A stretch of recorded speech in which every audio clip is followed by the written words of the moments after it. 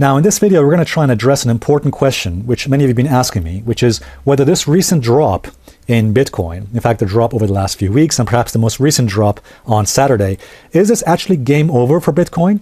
And if it's not game over, then what does it actually mean? What's going on here? Okay, so here's what happened here. On Friday, okay, the price of Bitcoin fell into the support level on the 21 and the 55 EMA. Now, by the way, I'm looking at a chart here that excludes weekend data. So I always look at two charts, one that excludes weekend data and one that includes weekend data that you see here. Now, the reason why I look at both of these charts is because I mentioned this before, because often weekend data can corrupt the chart because it's driven often by bot and algorithmic activity. So often looking at a price chart that excludes weekend data can often give us a much more accurate picture. Okay, so what does this recent drop in the price of Bitcoin, or this entire downward move here, could potentially mean? So let me just zoom back here on this chart and show you something. First of all, notice this downward trend line that I've drawn here on Bitcoin. This downward trend line you see right there by connecting these important highs that we formed back in March and the highs of May. Notice that Bitcoin has now fallen back below that trend line. You see, let me just zoom back, let me zoom in forward here. Until Friday, when I was looking at this move on Bitcoin, it didn't look so bad. I mean, Bitcoin had fallen to the 55 EMA on the daily charts, and a drop to the 55 EMA is actually perfectly normal. In fact, even a drop to the 21 and the 55 EMA on the daily time frame is a very normal and a healthy correction in any market, even a bull market. Although I will tell you this, I am rather surprised that the drop was more extensive and more deeper than I originally expected. I wasn't expecting such a strong or deep correction. For me, the more normal correction in an upward trend would have been something down to the 21 moving average, not usually down to the 55 EMA. But then I thought, look, I said, look, okay, so we got a 55 EMA correction there. That's fine. That looks normal. But notice what happened on Saturday. On Saturday, this is when that massive drop occurred that you see right there. Now, let me just say something about that. Many people out there think that because Bitcoin can be traded on a weekend, that's a good thing. No, it's not. It is not a good thing that Bitcoin is available to be traded on even on a weekend. Why? Because weekends see very thin volume. Okay. One of the problems with weekends is that you have very thin volume in the Bitcoin market. Because why? Because most traders, most of the big money, the financial traders out there, they're not trading Bitcoin on a weekend. No, they're out there with their family and friends, and they're playing golf, they're vacationing, they're on holidays, especially during the summer period of August. August has some of the thinnest volumes because people are on vacation, on holiday, and also especially on a weekend in August, because again, most folks are not trading on weekends.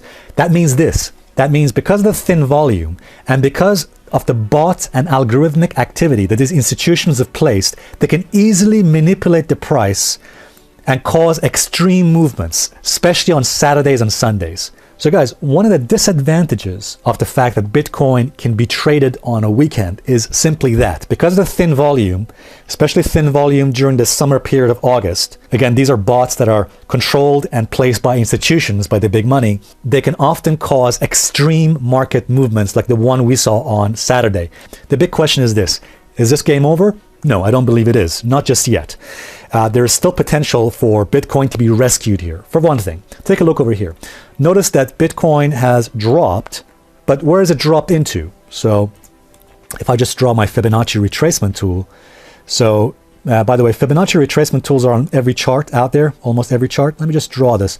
And you can see that Bitcoin has now fallen to the 61.8%. The 61.8%, the golden ratio, Fibonacci ratio. All right, just about there, which is about the 6,800 level. All right, that is important. Bitcoin must remain above 6,800 on a closing basis. And you can see that even though it's fallen just above the 6,800 level. It has not fallen below that level. So that's a good thing. It's a positive sign. You can see it's actually beginning to slightly bounce off these levels as I'm making this video. Okay, so that's the first thing. It's a positive sign for Bitcoin, although not fantastic, but it's still a positive. But more importantly, we need to see buyers, and when I say buyers, I mean the big money, the institutions. We need to see institutions pushing Bitcoin this week above this trend line. That's the red line you see going through on my chart. We need to see Bitcoin getting rescued and being pushed above that trend line. And as long as it remains above this 61.8% Fibonacci ratio, there may still be some hope, and actually that actually might be a positive sign for Bitcoin. Again, my personal view is, at the moment still, that there is still a probability, greater probability, I'd say about a 55 to 60% probability that this is still a correction within an uptrend. As I showed you in my update last week, I said, look, in an uptrend, markets don't move in straight lines. They do this. They go up, big move, correction, big move, correction, big move. Sometimes the correction can be more messy, can be sideways like this. But again, big move, higher. So bottom line is, we do see this zigzag of big move, pullback, big move, correction, and so on and so on. So when I saw this on Friday, I thought to myself, you know what? No big deal. Big move, pullback, big move, pullback, and we should see a rally higher. That is still my expectation. All right, that is still what I believe is going to happen. I still believe there's a chance that Bitcoin can get rescued and continue this upward trend, this rally higher. But again, that does depend, just go back to this chart, that does depend on us remaining above the 6,800 Fibonacci support, and it does depend on it getting rescued and pushed above that trend line. If it can do that, if we can see that rally continuing and those support levels being held, then yes, the uptrend is still in place. But, and here's the big but coming, we definitely don't want to see Bitcoin closing below 6,800. If it does that, that increases the odds, that increases the probability that it's going to fall to 65 and potentially even to 6,000. And let me say this one more time. If Bitcoin falls to 6,000, again, I don't expect this, I don't think it's likely, but if Bitcoin does fall to 6,000, that is essentially a big, huge warning signal. Now, let me just say this. I don't expect that. I think it's less likely, but not impossible either.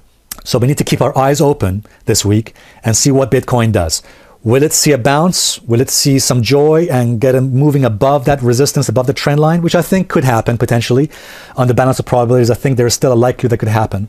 But if it doesn't, and if it falls below 6,800, and especially if it falls down to, let's say, 6,200 to 6,000, then no. That is essentially the red card, meaning brace for impact, because potentially we're moving much further lower, down below 6,000.